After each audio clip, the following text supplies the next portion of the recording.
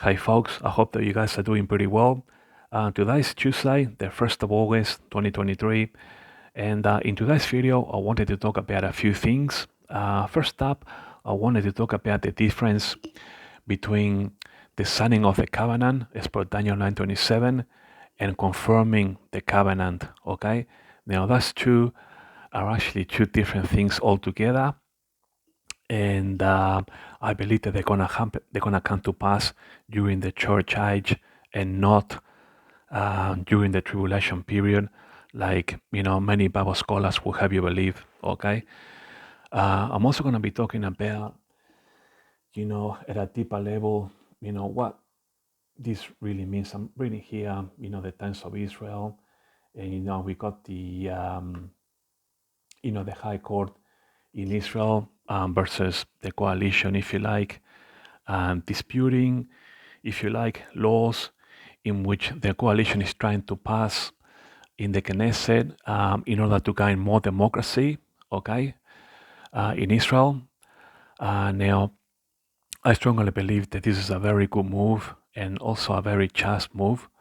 I think that the parliament and especially the coalition, they're doing the right thing in trying to gain more democracy, so that way they can run the government much better. So I think it's a good move, but it also has, I guess, end time implications, especially with its timing. Okay, now I'm going to be talking a little bit about the timing and the implications, at a deeper level, if you like, a little bit later. Now, I'm not going to be talking so much about, the High Court versus a coalition. Okay, I'm not too interested in talking about that, but what that actually entails at a deeper level, you know. So I will talk about that towards the end of the video. But first up, I want to talk about Daniel's covenant of 927. Okay. Um, Now, regarding the covenant, okay, then Israel will have to sign a covenant, okay, and then when the Antichrist comes there, he has to confirm the covenant, okay. It says here in Daniel 9:27, and he shall confirm the covenant with many for 1 week, and in the midst of the week he shall cause a sacrifice and the oblation to cease, okay. Now, the fact that it says he shall confirm the covenant, okay, this means that a covenant must have been signed, okay? Because if you're confirming something, then that means that you have already signed a covenant previously, okay? Because you're coming out to confirm it, okay? So that's the basic logic behind this, if you like. So when can actually Israel sign the covenant? As per Daniel 9:27. Now, I've done many videos on this. Most of you guys know in that in order for Israel to sign the covenant as per Daniel 9:27, then we need to see the fulfillment of some very certain Bible prophecies in which they need to come to pass. Okay, now definitely we need the Elam Bible prophecy if you're in Jeremiah 49 verses 34 to 39. That needs to come to pass during the church age because it is a last days prophecy.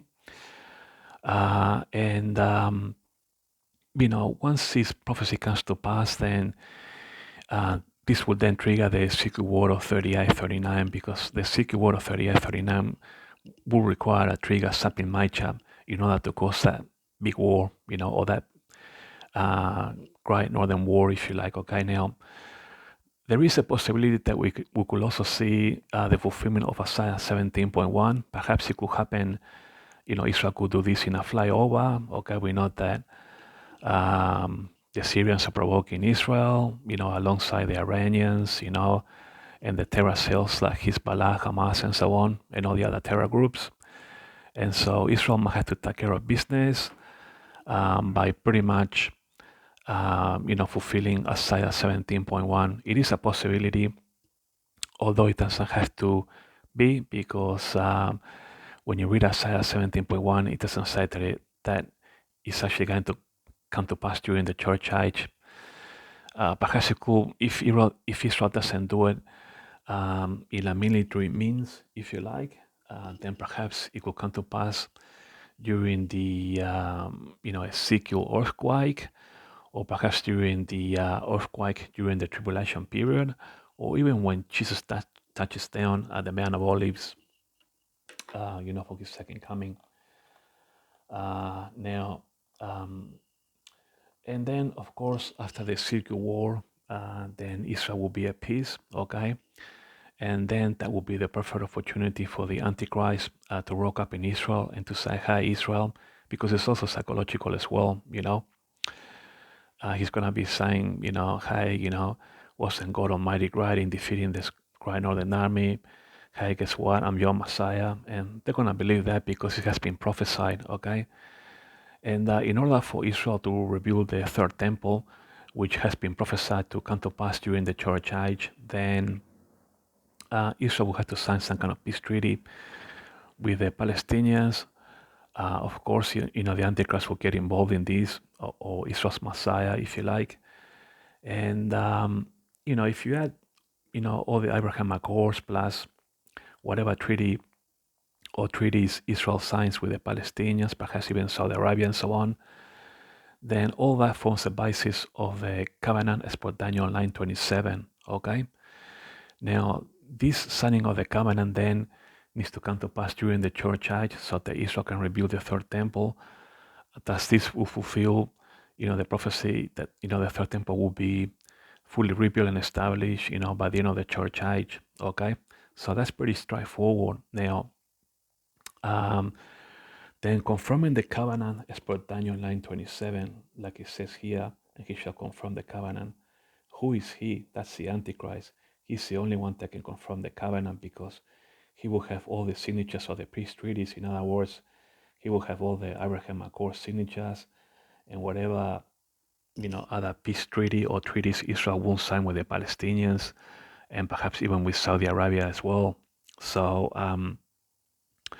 then you need to realize that once the third temple is, fully finished and established on top of Temple Mount, then the most logical sequence after that, you will have to think that Israel or the chief rabbi will have to present that temple to their Messiah, okay? And so Messiah is going to come out and say, "Hi, thank you, chief rabbi, for presenting this temple to me.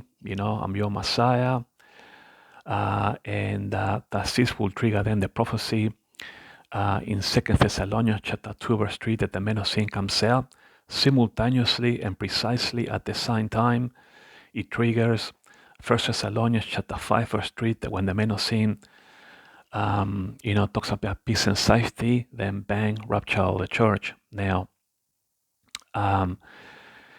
then you need to think that most logically, of course, that the confirming of the covenant, okay, confirming of the covenant will, I repeat, will happen during the church age. How so? I just told you that, the Antichrist needs to rebuild himself, okay? So this is the church age, okay? And this is the trib, okay? Now, once the temple is fully done, okay, then the Antichrist is going to come out. He's going to be showing, "Hey, I got the contract here with the signature of Israel, okay? We're still here on the church age, okay? He needs to tell the world, about the covenant before, in other words, peace and safety. And as soon as he confirms the covenant, peace and safety, then bang, rapture of the church or the tribulation period begins. But confirming the covenant is going to happen seconds, borderline right next to the tribulation period, just seconds, because you need to think that he needs to confirm it, okay? Because the prophecy in Paul in 1 Thessalonians chapter 5 verse 3, when he talks about peace and safety, okay, the Antichrist has to be here right at the end of the church age, borderline with the trib. He needs to talk about peace and safety before we have the rapture, okay? We cannot have the rapture of the church until the Antichrist confirms the covenant, which will be done during the church age, but borderline with the trib. Once he confirms that covenant, peace and safety, bang, okay, rapture of the church, and then the tribulation happens. So, uh, of course, logically, then, confirming the covenant, signing of the covenant and confirming the covenant will all happen during the church age, okay? And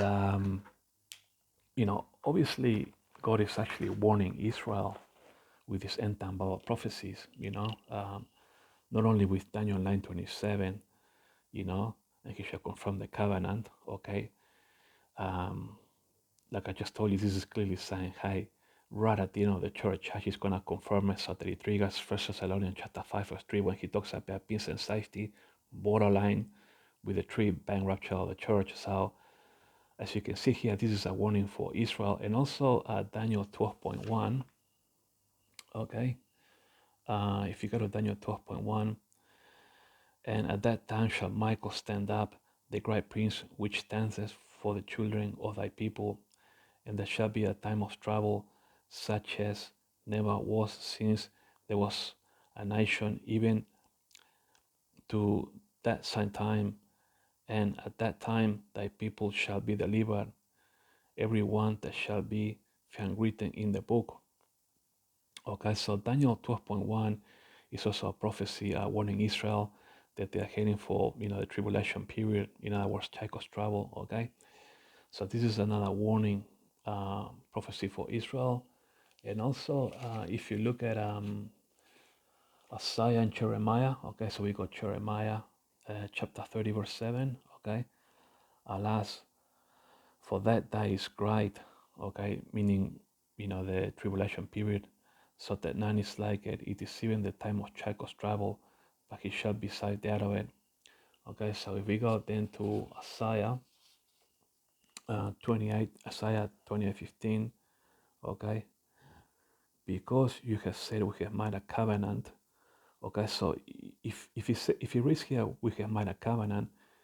It's an end time Bible prophecies here right at the church age, because it's saying that, hey, you Israel has signed a covenant, okay, with the Antichrist, with death and hell, um, okay, with death and hell, and we are at agreement, okay. So these warning prophecies of Isaiah 28:15, Jeremiah chapter 30 verse 7, Daniel 9:27, and Daniel 12.1.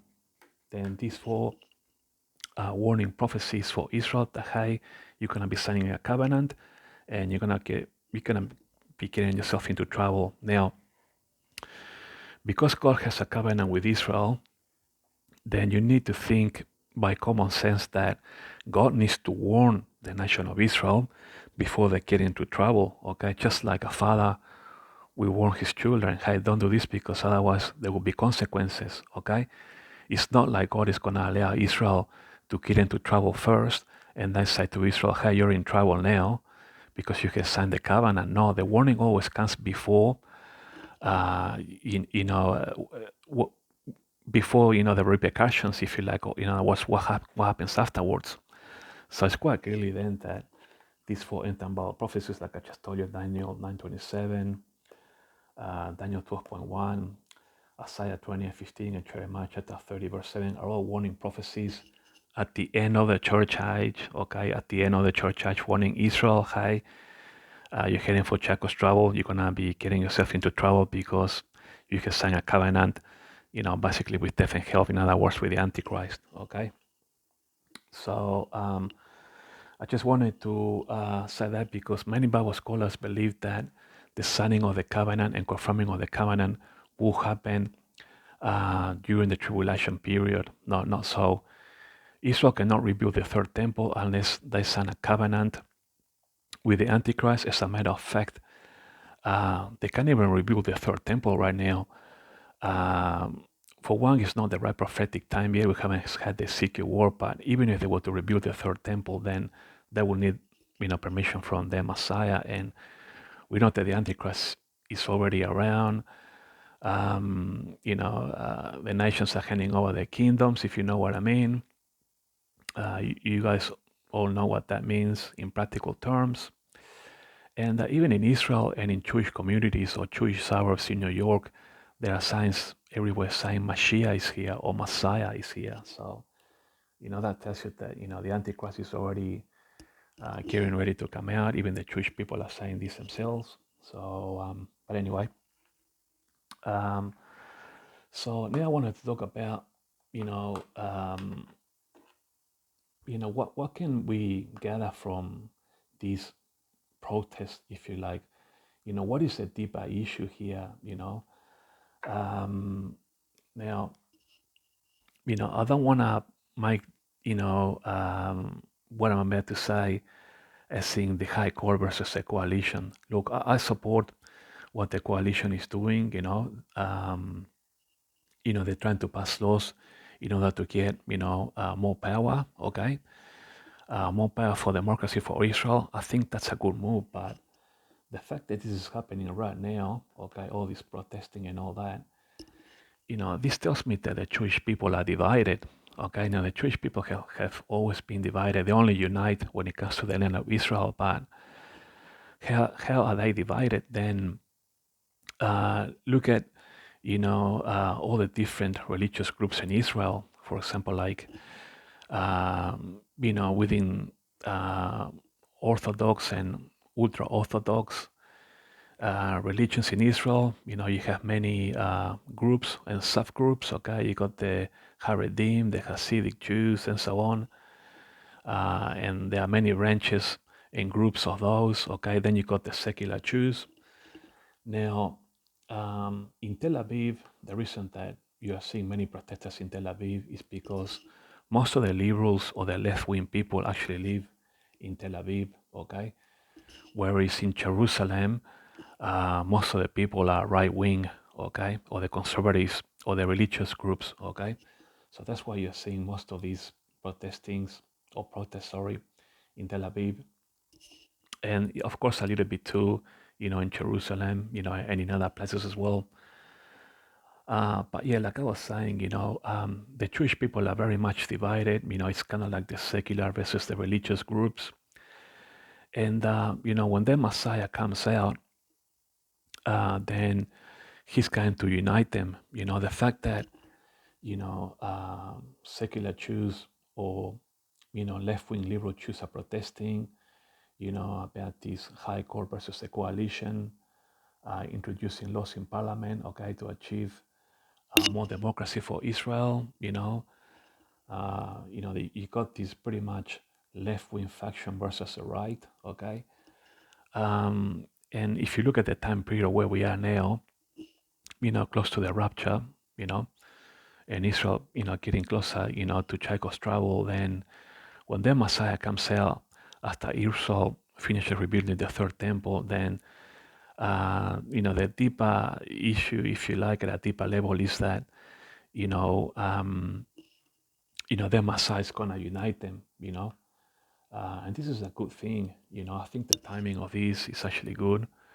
Not only for, democracy's sake in Israel, okay, but also I think it's important to do it now in order to unite, the Jewish people, get them united before they head into Jacob's trouble, because, it wouldn't be a good idea for them to be divided, especially in such a time as Jacob's trouble with, what they're going to be going through, Um, so I guess, you could say that, when the Antichrist comes out, he's going to build the nation of Israel, but I think that then God will use the fact that the Jews are divided and that the Antichrist is coming out. He's going to actually use the Antichrist to actually unite the Jewish people, and be united during the tribulation period, or the Jacob's trouble, if you like. So I think it's good timing on this. Not just, the coalition's fight for more democracy, but also, I guess the coalition also is trying to help, the Jewish people be more united. And I actually think that, at a deeper level, this is actually a very good thing, and I think the timing is perfect now. As this idea that died, or yesterday, actually, this is going to be another world first, because When I hear people talk about the coalition versus, the high court, they always talk about, the laws and things like that. But I don't hear anyone talking about, you know, the deeper level issue in that, the Jews also need to be united. They might be fighting now, okay? But when the Antichrist comes out or the Messiah comes out, he will unite them. They will be united. There will be a united front, if you like, in Israel. So you got to think of it like that, folks, especially in the context of where we are right now in the end times. I think the timing is perfect. The fact that Netanyahu and his coalition, are trying to get more democracy, for the country, and considering where we are with the end time Bible prophecies, right at the back end of the church age, and how soon Israel will head into Jacob's trouble. And I think this is the perfect timing. They might be fighting now, but they will be united, under their Messiah, if you like. So this is what I wanted to say. I don't hear many people talk about this. So anyway, then moving along, I wanted to talk about the Bible. If you are new to my channel and you haven't accepted Jesus, then what I recommend that you guys read is actually the books from Romans. Okay, so go to the Bible. Okay, and what applies to the church age is if you got kind of like 3/4 of the way in the Bible, read the book of Romans. Okay.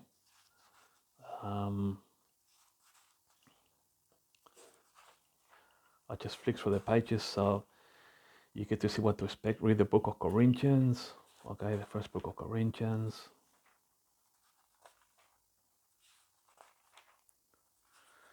The second book of Corinthians as well.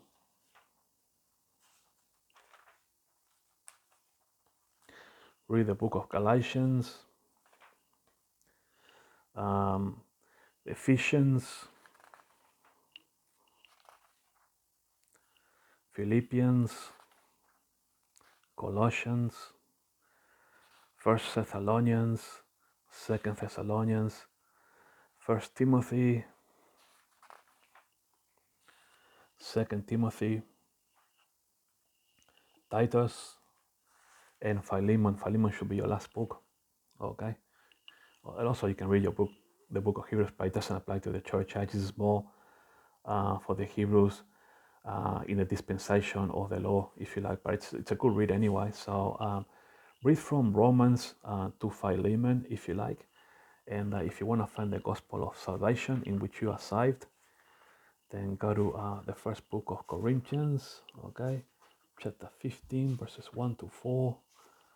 Let me flip back there, okay. So here's the gospel, okay. So if you guys want to go to heaven at the rapture of the church, then you got to believe this by 5, okay. I got it highlighted there. Moreover, brethren, I declare unto you the gospel which I preach unto you, which also you have received, and wherein you stand, by which also you are saved. Okay? So if you believe this by 5, you're going to heaven at the rapture. Okay? If you keep in memory what I preach unto you, unless you have believed in vain, for I deliver unto you first of all that which I also received. Okay? How that Christ died for our sins according to the scriptures, and that he was buried, and that he rose again on the third day according to the scriptures. Okay? So make sure that you believe the gospel of salvation found in the first book of Corinthians, chapter 15, verses 1 to 4. Okay? Up to there. Okay? Believe that in your hearts. Okay? Believe that in your hearts so that you are saved, sealed, rapture ready, and heaven bound. We are very close to every day that goes past, we are getting closer to the rapture. So yeah, that's all I wanted to talk about, folks, in this video. Thanks for watching, and I'll talk to you guys later.